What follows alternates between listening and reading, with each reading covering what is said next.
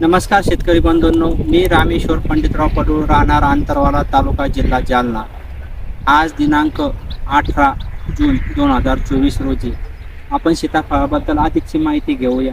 आपण याच्या अगोदर 8ला व्हिडिओ केला की जे 8 ते 10 दिवसानंतर फवारणी करायची। त्यानंतर आता साधारण याला पाणी देऊन 15 ते 16 दिवस झालेले। तर ह्या कंडिशनमध्ये आपल्याला कोणती फवारणी घ्यायची, की झाडाची परिस्थिती कशी कशी बदलत असते त्या। तर बघा शेतकरी बंधूंनो, की ह्या झाडामधील असं एक निरीक्षणास येऊ राहिलं की यामध्ये 2 पेऱ्यामधील अंतर जास्त दिसतंय आणि झाड हे जास्त हिरवंगर्द होऊन जास्त वाढीकडे लागलेलं आहे। कळ्यांची संख्या यावर कमी आहे, जी कळी ती खोडावर आहे आणि ह्या नवीन 39ला कळीचे प्रमाण कमी आहे ह्या प्रमाणात। तर ह्या ठिकाणी आपल्याला एक फवारणी घ्यावी लागणार आहे।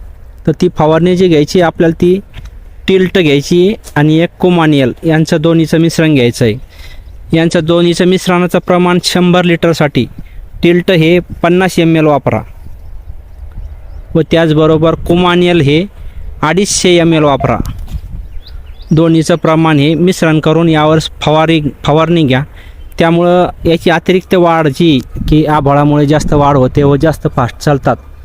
हा शेंडा जो वाकडा इतका मोठ्या प्रमाणात वेगाने वाढतो, शेंडा वाकडा असला म्हणजे तो वेगाने वाढतो।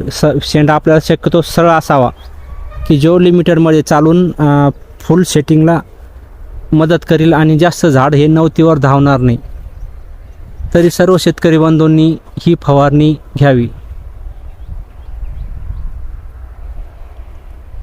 म्हणजे पहिले पाणी देऊन 15 ते 16 दिवसानंतर ज्यांचे हे दिवस झाले असतील किंवा जेव्हा होतील याप्रमाणे स्प्रे घ्या। 100 लिटरसाठी टिल्टचे प्रमाण 50 मिली आणि कोमानियलचे प्रमाण 250 मिली याप्रमाणे फवारणी घ्यावी।